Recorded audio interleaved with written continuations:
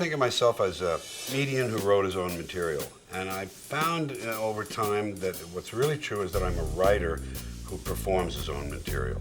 So that's kind of the way I define what I do. Beyond that, there's, entertainer, and there's a little scientist at work, too. I'm really lucky with whatever kind of genetic accident happened for me.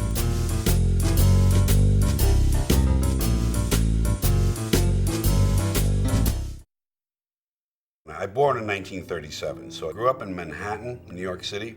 Father was out of the picture. He and my mother, he'd been shown exactly where the door was located. He was a drinker and a little too much temper. And my mother decided I wouldn't be subjected to that. So she took off with me at 2 months of age and my brother at 5 years down a fire escape, very dramatic, through a backyard in the backyards of 112th and Broadway and into my uncle's car. And all of those things, the fact that we were alone and on the run and on the road and improvising, I think had a big impact on me, especially the fact that I got in a large way to invent myself. My mother was at work. She had a good career in advertising. My father had been a very successful public speaker in advertising. He was the national ad manager of the New York Sun and the New York Post. So I had my mother at work, no father in the home, and I was able to kind of create my own universe. She told us all the time to always think for yourself and do for yourself and be independent and know how to make a home and know how to find your way. And I had some of that in me, and it just helped me to kind of create my life. I figured out my career when I was still about 11 or 12 years old. It wasn't a perfect blueprint, but I had it pretty much mapped out, and it worked pretty much that way. Because in 5th grade, I wrote my autobiography. I think that's the time to do it when you're 11. And the last page of it was what I want to be. And mine said, I want to be an actor, comedian, impersonator, announcer, disc jockey, or trumpet player. And clearly the theme there is standing up in front of people and attracting attention to yourself. I love that. Thank you. I was lucky that I grew up in the golden age of radio and the golden age of television, because the late part of radio was the best and the early part of television was the best, and I had them both. And radio, of course, it's a commonplace to say that it left everything open to the imagination because it was just words and you could form your own pictures. In 1943, I'm 6 years old, and I'm beginning to get up and down Broadway on my own. The theaters along Broadway, the movie theaters then, and a few of them featured older movies that were in re-release. Suddenly there was this spate of Horse Feathers and Duck Soup and all the Marx Brothers movies, and I began to see them. And the anarchy of that, that's the fact that they could go through a hotel lobby, light a couch on fire, take a man's toupee off, and that all people did was go like this, They weren't arrested or grabbed or anything. They would run. They were chased maybe by one guy. So that appealed to me, just sheer nonsense and the uprooting of norms. It's 1947, I'm about 10. Danny Kaye appealed to me because of the verbal artistry. I was beginning to understand and be attracted to difficult verbal things, interesting lyrics of popular songs. I tried to learn Dry Bones, dem bones, gonna walk around. I tried to learn Bongo, Bongo, Bongo, I don't want to leave the Congo. Anything intricate verbally and difficult started appealing to me for some reason, and I didn't even define it then, it just was going on. We lived on the cusp between the Columbia University neighborhood and what we called White Harlem, West Harlem. Columbia University neighborhood was the entire University of Columbia, which included Teachers College, which was directly across the street from my front door. Barnard College, the women's college, is there. St. John the Divine, the largest cathedral in the world, 112th Street. At the foot of my street, there was this 23-story Gothic cathedral called Riverside Church, with the largest carillon in the world. Attached to it is the Union Theological Seminary, also at the end of my street. largest Protestant theological seminary in the world.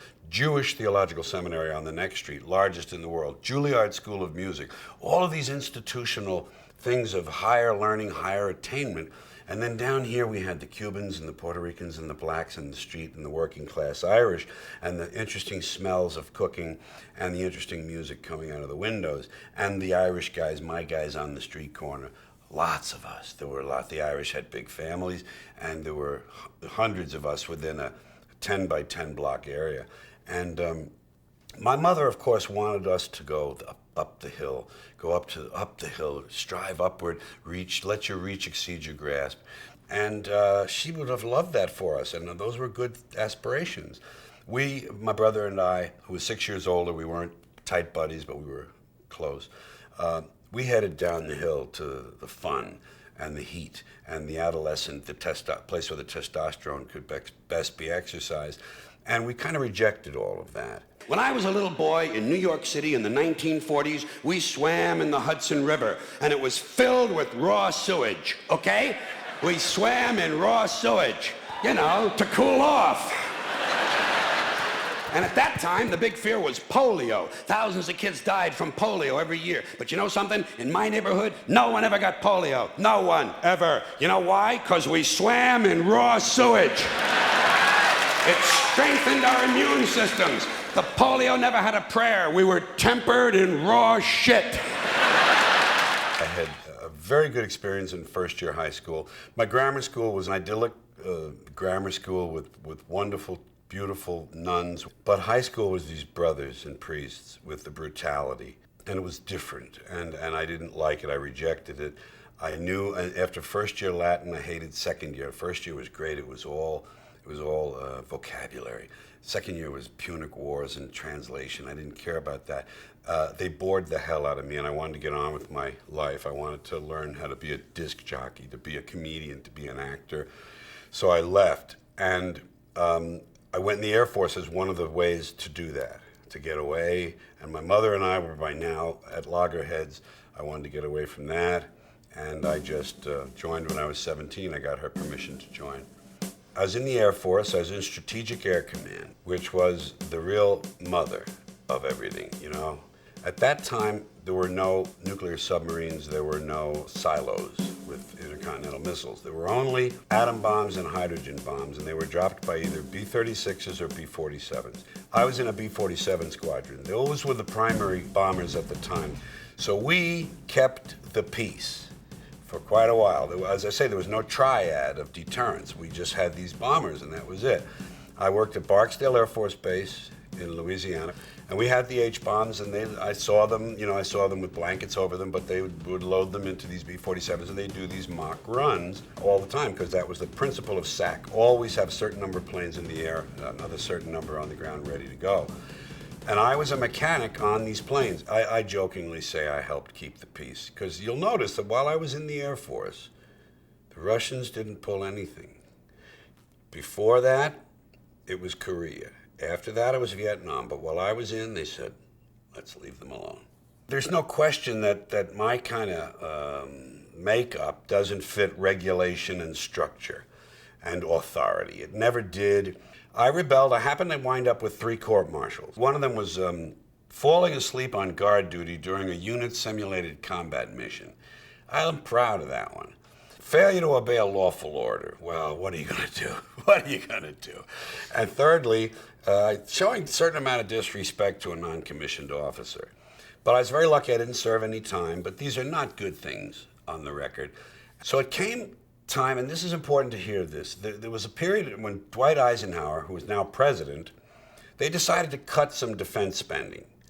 And they decided to cut some military, certain number, 100,000 or something, or whatever, big number. And the Air Force, they said, cut some people out. And they said, in the particular case of the Air Force, they were looking around for people who had, there were 3 criteria. One was, you've been out of your career field for more than 2 years. Well, I had, because I became a DJ and I didn't work at my job. Secondly, been reduced in rank more than twice. Well, there you are. And thirdly, does not intend to re-enlist. Perfect. So these people were eligible under an article, regulation called 3916, an a general discharge under honorable conditions. And the colonel told me, that shaky, we called him Colonel Matthews. He said, "We're gonna let you go." I said, "Well, it's just as well, but you can keep the uniform." And went to Boston. I wanted to be in a big market. It was square peg, round hole time for me. I went to a place I didn't really fit. I was a 20-year-old with rock and roll roots, and I went to a station that played quote-unquote good music and had network affiliation, still had soap operas on radio from NBC. So I didn't quite fit there, but Jack was on that station. Jack Burns was a newsman. He and I roomed together with a third guy, and found we had a great comic affinity. And we found we had this ability to improvise. And for the 4 months I was there, because I had to leave there, unfortunately, before I had planned, Jack and I split up and didn't see each other and didn't think of anything of it. I wound up in Fort Worth with a good rock and roll job. How you doing? George Carlin here, inviting you to become a member of our big swinging KXOL Teen Club. Big contests, big prizes, big fun for you and all of Fort Worth's teenagers. Jack showed up there on his way to Hollywood to be a star, and there was a news job just opened up that day, and he took it. We developed the act there, and 2 months later we decided to leave radio and drive to Hollywood in my new Dodge Dart Pioneer, two-door with the tinted windows and the AM/FM. And we drove to Hollywood, and we took that fabled American trip west, and it worked. It worked for both of us. Don't forget what had just come before Burns and Carlin, before 1960, in comedy. The individual comedians who wrote their own material and projected individual personalities had emerged. Mort Saul, Lenny Bruce, Shelley Berman, Nichols and May, Bob Newhart, Dick Gregory, Jonathan Winters.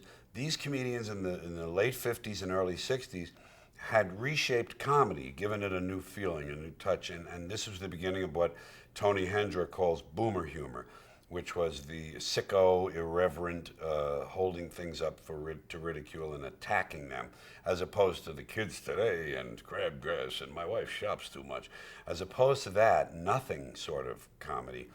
This was comedy about values, the world, and in a lot of cases, self. We did things about the freedom rides, integration. These are now much dated terms, but they were very on the edge then, integration, and the KKK and the John Birch Society. So we tried to express our own sense of irreverence and rebellion. We were very successful. There are a lot of stories in my life that are too perfect in terms of how fast some things happened and how lucky I've been. Were in late 1959, early 1960, we were in this little apartment we rented. We'd watched the Jack Paar show. And the Jack Paar show was the place you wanted to go and be seen and heard then. Prior to Johnny Carson, it was The Tonight Show. It was after Steve Allen. It's where the new comedians were sometimes introduced, and you'd be watching it, and everybody. And what we would do is improvise interviews on the Paar panel, as if we were, let's say, like Johnny Carson, but Jack Paar. And we would make believe one of us was Paar and the other was one of us. And he would say, "Well, tell us, Jack, how did you two guys get together?" And we would say stuff like, "Well, I was bawling his wife, and he was humping my mother." And we would just do these outrageous, improvised things about being on Jack Paar. That was February. In October of that year, we were on that show. That's just unheard of. We hadn't formed the act yet. We certainly hadn't left Fort Worth. We were sitting there in our underwears with beer cans, Lone Star beer, making these things up. And in October, which they say October, March, April, May, June, July, August, September, October, 8 months later, we were on that show.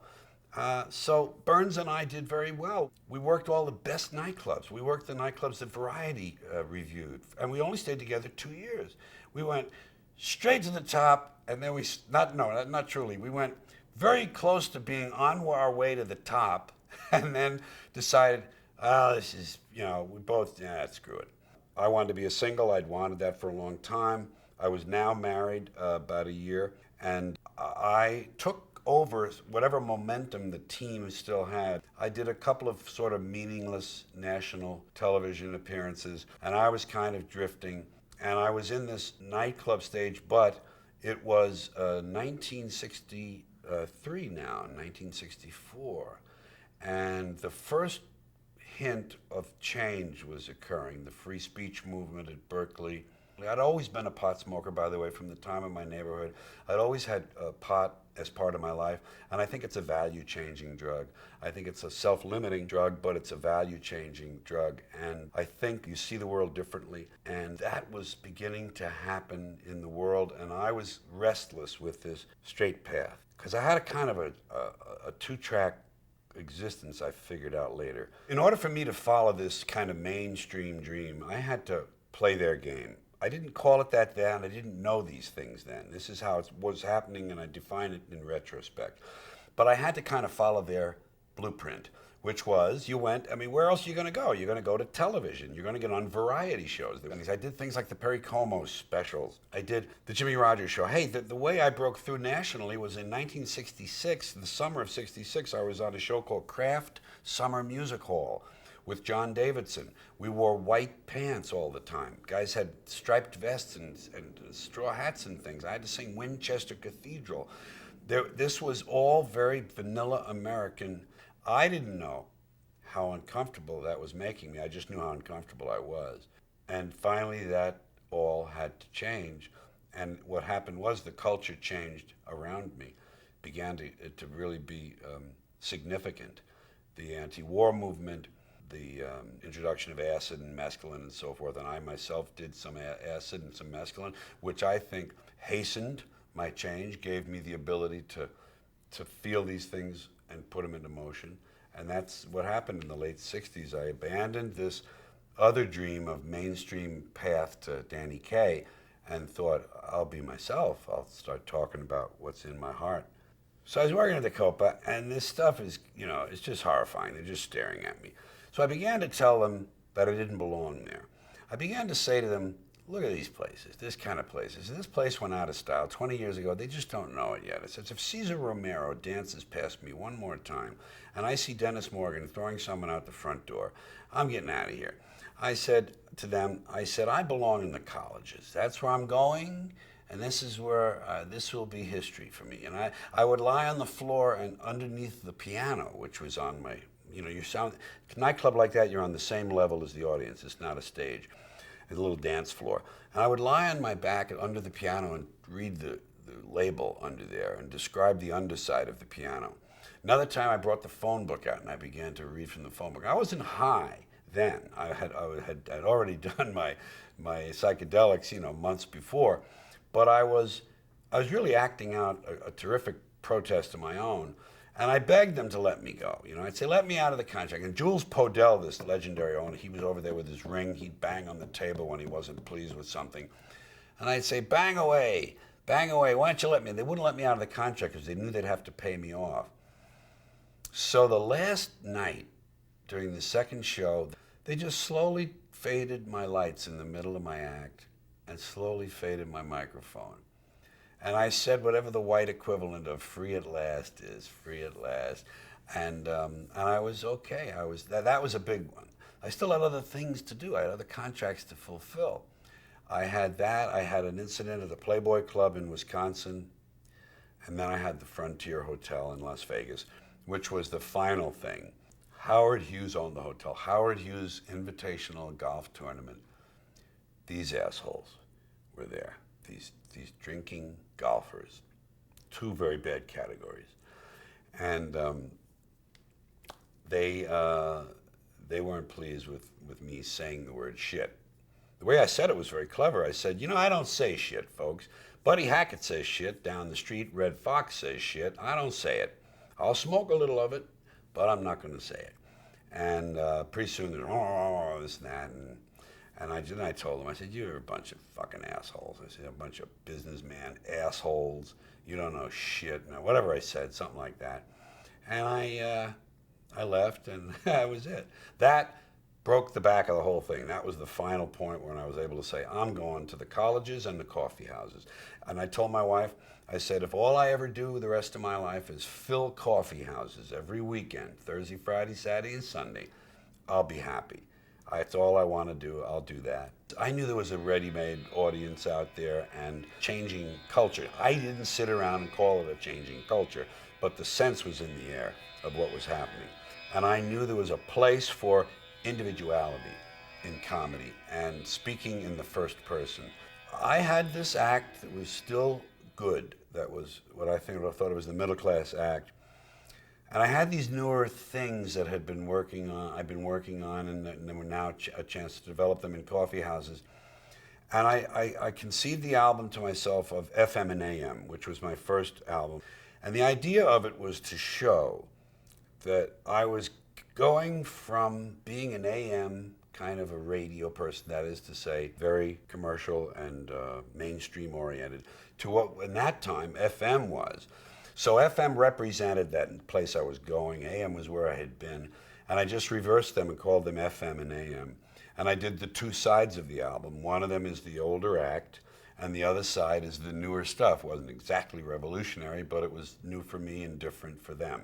The second one, Class Clown, came out in '73, which was the one that had 7 words you can never say on television on it. The third one came out a year later. That was Occupation Fool. That's the one that had filthy words on it, which became the Supreme Court case. The first 4 albums all became gold, and that was my golden breakthrough. That was that was my second heat, because I had been through these other, pretty nice exposure on this in the 60s there with Burns, and then by myself and the Perry Como and all that stuff. And now here comes this third wave, or another surge of exposure on a big scale. And this was the one that counted and meant the most and lasted, that led the rest of the way, because it was true. It was about the real, whatever the heck this is, artist, entertainer, whatever. That person was being represented correctly and accurately for the first time. In looking for these words, I kept finding new categories. We have so many ways of describing these dirty words. We have more ways to describe dirty words than we actually have dirty words. That seems a little strange to me. It seems to indicate that somebody was awfully interested in these words. They kept referring to them. They called them bad words, dirty, filthy, foul, vile, vulgar, coarse, in poor taste, unseemly, street talk, gutter talk, locker room language, barracks talk, bawdy, naughty, saucy, raunchy, rude, crude, lewd, lascivious, indecent, profane, obscene, blue, off-color, risque, suggestive, cursing, cussing, swearing, and all I could think of was shit, piss, fuck, cunt, cocksucker, motherfucker, and tits. All I know is I had a piece of material called 7 Words You Can Never Say on Television. It was an honest analysis from my standpoint of the inconsistency of our standards, and as reflected in language about the body, the body's functions, especially as it pertains to sex. Religion has crippled people because it's given them shame and guilt about their bodies and fear. And this is expressed in these taboos that we have, including language taboos. And I just thought it was fascinating that we have these, I was able to isolate the 7 that had no other saving meanings to them, such as balls has another meaning to it, pussy has another meaning, and I tried to explain that in the routine. But these words, shit, piss, fuck, cunt, cocksucker, motherfucker, and tits, they are what they are. They don't have additional secondary meanings. And so I wanted to, that interested me. So I thought, wow, what do you know? Well, I'll just isolate them. And it happened that I was able to arrange them in an order where they had this wonderful euphonious sort of shit, piss, fuck, cunt, cocksucker, motherfucker, tits to them. And I exploited that. And it was a way of, I guess, doing a lot of things. I don't know. I didn't sit down and have conscious motives, except this will be fun to do, this is interesting, I do this well, and this sort of needs to be said, not because society needs it, but because I need to hear someone say this, and I'll be the one, you know. A radio station in New York played it, a listener-supported station, therefore no commercials. WBAI played that entire cut in the afternoon on a show called Lunch Pail, and they warned the audience. They said, this show today is about language taboos and some of the inconsistencies and so forth, and we're going to play something for you. If you're not ready for that sort of thing, don't like that, think you won't like it, please don't listen, turn your radios off now. A professional moralist was driving around with his teenage son in the car, someone from a thing, I think it was called Morals in Media. If not, it was something very much like that. He heard it, listened to the whole thing. Apparently he and the son were not morally affected by it. And in a market in New York with car radios included that probably numbered 25 or 30 million radios, this was the only complaint the FCC received. And for whatever their reasons were, they just sanctioned the station, $100 fine and a little mark against your record when you come up for renewal. The station refused the sanctioning and decided to fight the FCC. That's really what happened. And they won their case in district court.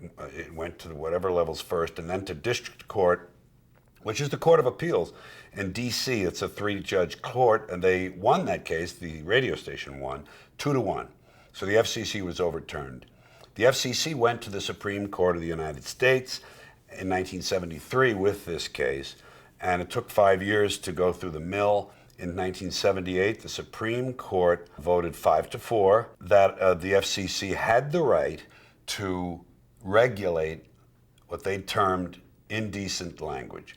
It wasn't obscene because it didn't meet those tests, but it was kind of a new category of filth. I was sort of proud they had carved out a new category of filth for me, initially for me, called indecent language. You know, the perverse person in me loves the fact that I'm a part of, I'm a footnote in American legal history, the only case in the Supreme Court ever based on a comedian's routine, and that they had to read these words out loud in court. I'm just proud of that. The FCC, the Federal Communications Commission, decided all by itself that radio and television were the only two parts of American life not protected by the free speech provisions of the First Amendment to the Constitution. I'd like to repeat that because it sounds vaguely important. The FCC, an appointed body, not elected, answerable only to the president, decided on its own that radio and television were the only two parts of American life not protected by the First Amendment to the Constitution. And why did they decide that? Because they got a letter from a minister in Mississippi. A Reverend Donald Wildman in Mississippi heard something on the radio that he didn't like. Well, Reverend, did anyone ever tell you there are two knobs on the radio? Of course, I'm sure the Reverend isn't that comfortable with anything that has two knobs on it. But hey, Reverend, there are two knobs on the radio. One of them turns the radio off, and the other one changes the station. Imagine that, Reverend, you can actually change the station. It's called freedom of choice, and it's one of the principles this country was founded upon. Look it up in the library, Reverend, if you have any of them left when you finish burning all the books.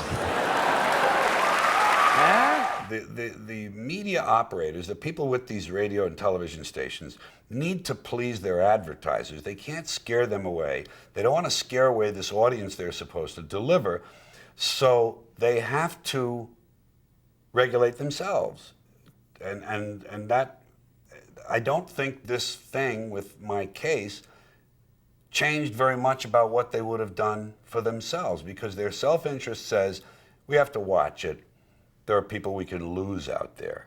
The cable was what changed everything for me and other people. But I mean, in terms of that, these premium channels that didn't require commercials, therefore had a way to do content that you could see on Broadway, you could read in a novel, but that you couldn't hear in a place that was selling biscuits and tires and beer and insurance, you know. I began with HBO in 1977. I think the service itself started in 76. And once again, this incredible good luck of mine occurred in that you can't be the hot new guy on the block forever. You're never the fastest gun in town for eternity. Someone else shows up or the world changes. And so I had my gold 4 albums, and I had 2 a little bit less than gold, and I wasn't really going anywhere in my thinking. Okay, so where am I going? By this time, disco had shown up, and that's to me a symbol of the fact that the revolutionary thing had worn off. That it was whatever about it was going to stick was in place, and it was going to stick, and now we were off drifting, and that's what I was doing creatively, was drifting. And cable came along and did something practical for me. It replaced the mass medium of albums for me, gave me a way to reach large numbers of people with my act as it existed. Albums essentially just record what you do and send it out. Cable takes a picture of it and sends it out. So I had a way to stay in touch. I kept doing The Tonight Show. I would host it a lot, and I would be a guest and so forth. And I was able to keep touring, and I was able to stay on the road 200, maybe 150 nights a year, and earn money and fill places.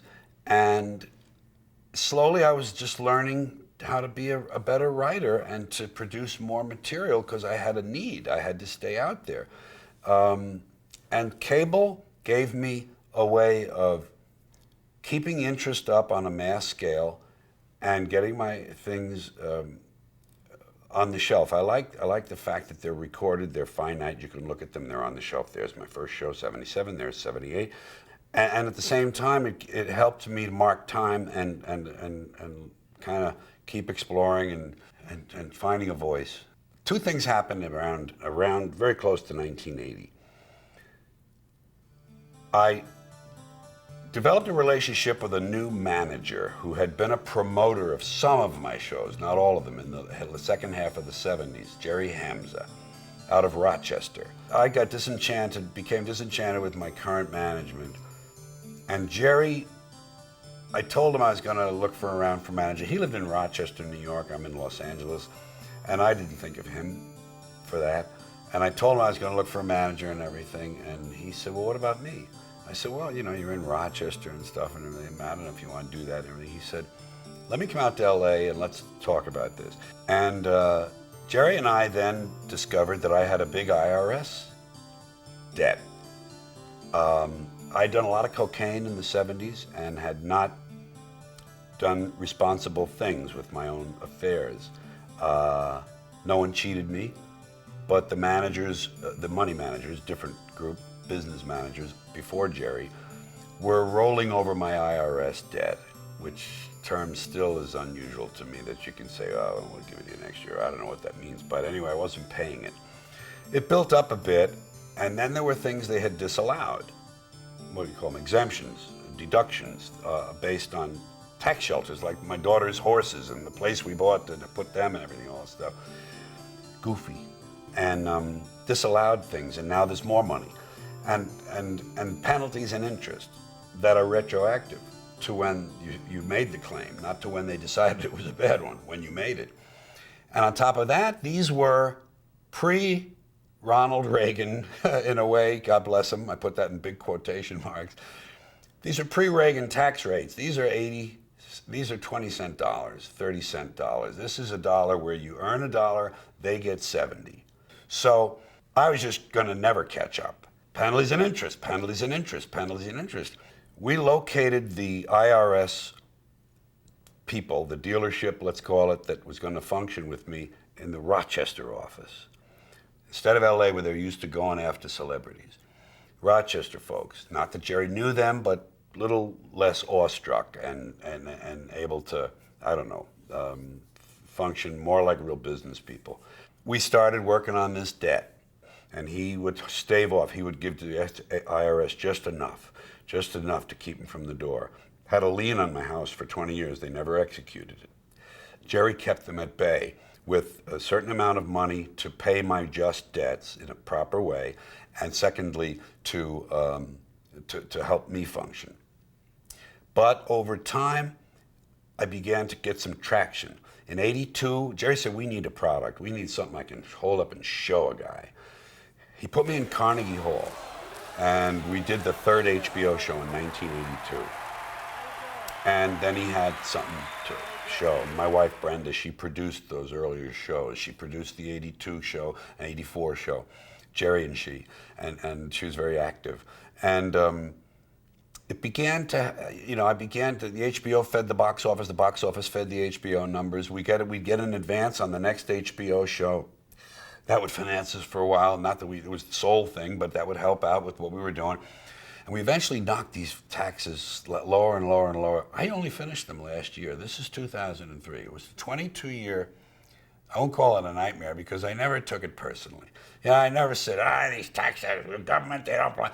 Pay your taxes, folks. Don't whine, don't complain. It's still the best place to be, even with all the drawbacks. But there it was. I owed the money. I paid it. I didn't want, I wasn't a scofflaw.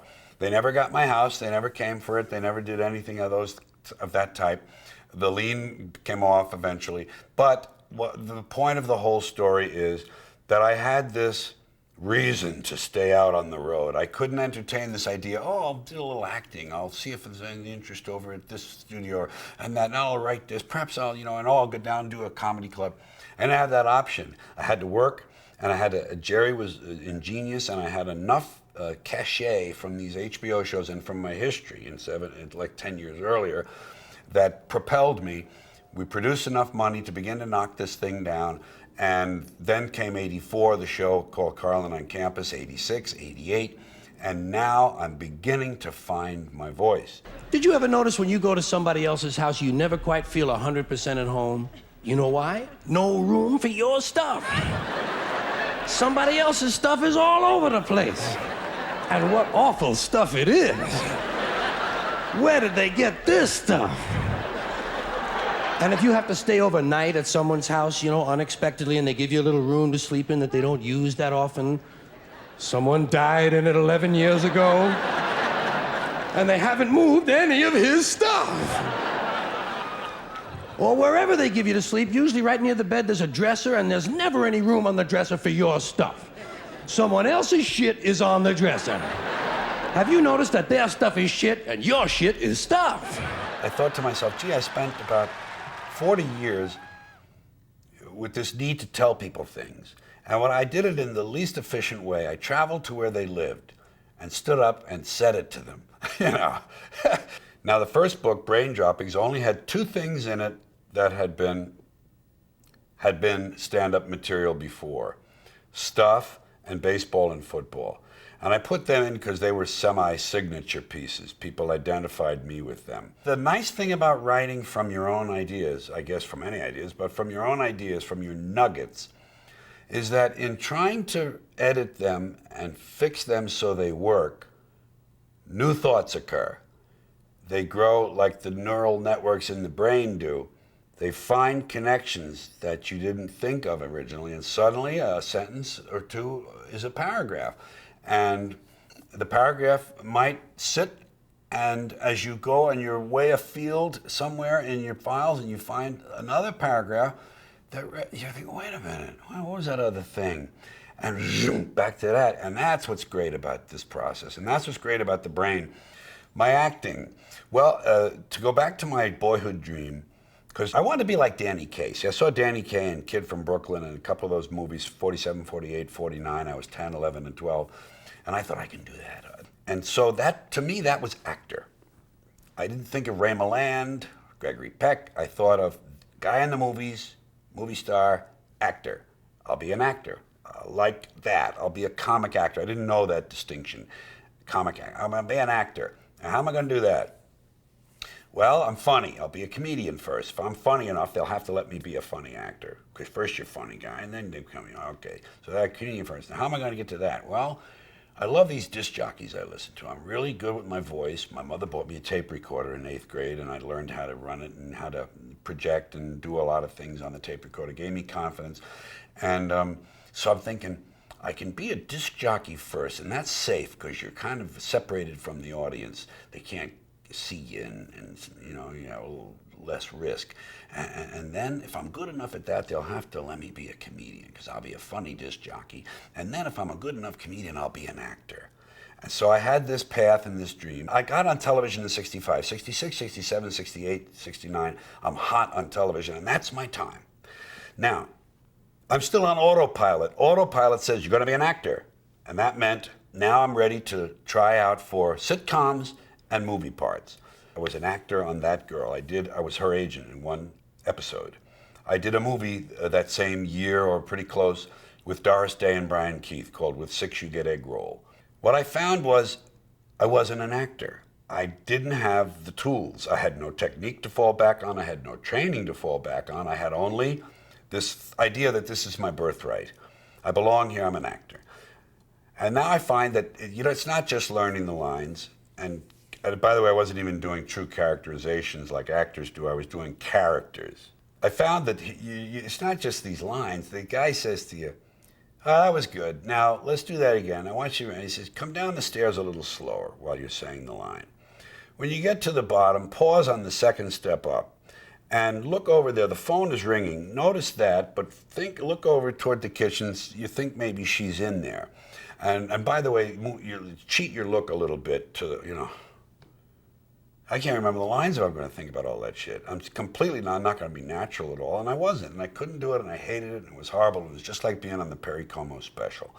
I was out of place, and I didn't know how to define all that. I couldn't label that at the time for myself. I just felt it. It was awful, but I knew enough to know that I didn't belong there, and I knew enough to know they're not dumb enough to keep hiring a guy like this. So I slowly just kind of put that to rest. When the 70s happened and the records happened, here's my next burst of heat. Now I can be an actor again if I want. But unfortunately, I have a beard, long hair, and I dress like a hippie, and I am known as a hippie. No one's going to cast me as the library trustee. They're going to cast me as a hippie or an FM DJ or something. So it's all going to be typecasting, and I still couldn't act. So a car wash came along. I did that because they let me write my own dialogue and create my own scene. It was one day I could get in, get out, and they left me alone, and you can have a beard if you're a cab driver. So I did car wash. But essentially the comedy had taken over and this other stuff was going on. I still like to think about it. I was good in Prince of Tides later on because by then I was myself. And I had a little better access to myself or whatever the heck an actor is supposed to do. And then I did a really good part in a Hallmark miniseries called Streets of Laredo. I was good in that. Because there was something on the page. There was something emotional to do. But I'll never really be an actor. I'll never really be a great writer. I'll be a serviceable writer who can get his thoughts across in a nice way, sometimes better than others. And I'll always enjoy 60 or 90 minutes on stage, and I'll always be good at that. In football, the object is for the quarterback, otherwise known as the field general, to be on target with his aerial assault, riddling the defense by hitting his receivers with deadly accuracy, in spite of the blitz, even if he has to use the shotgun. With short bullet passes and long bombs, he marches his troops into enemy territory, balancing this aerial assault with a sustained ground attack which punches holes in the forward wall of the enemy's defensive line.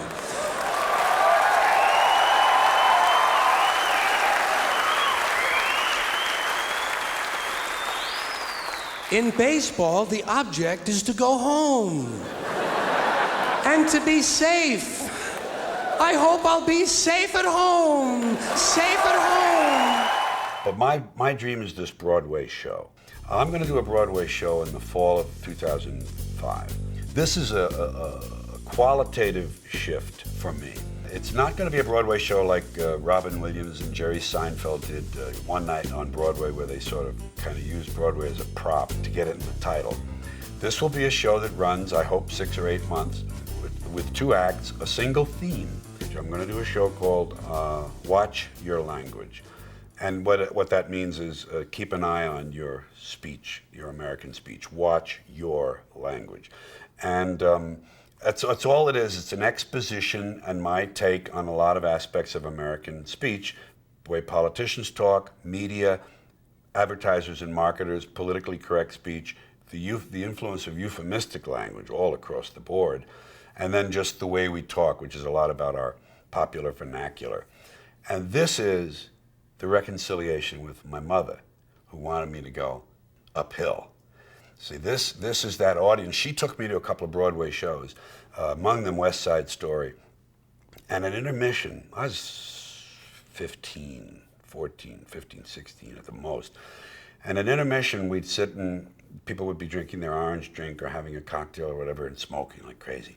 And she would say to me, because she had refined tastes, she was what they call lace curtain Irish as opposed to what she thought of as shanty Irish, which was the neighborhood that I was gravitating toward, the shanty Irish. You have breeding, she would say to me. You have refinement.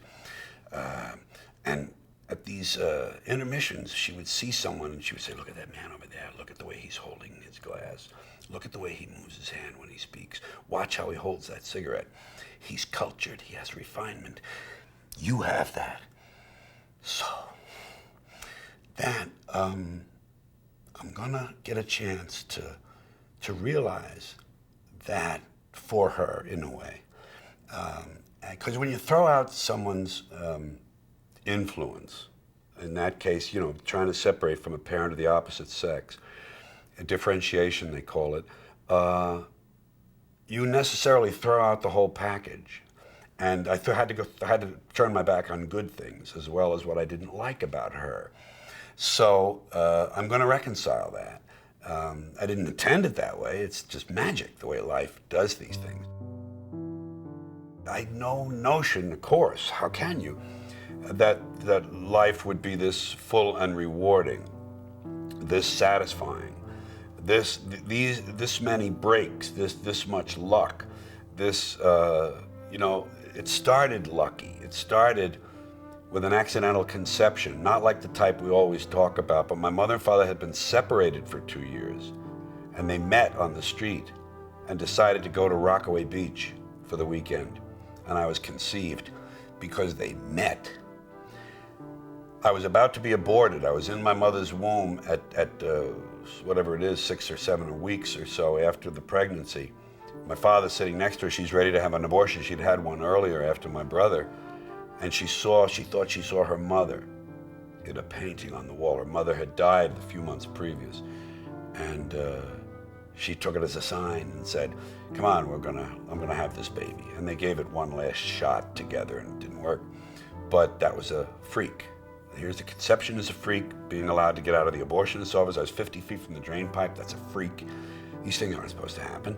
So there's been nothing but luck. Someone said the definition of happiness or success, I forget which, is finding what you love, doing what you love, being good at it, and being recognized for that. Those 3 elements. And I've had that.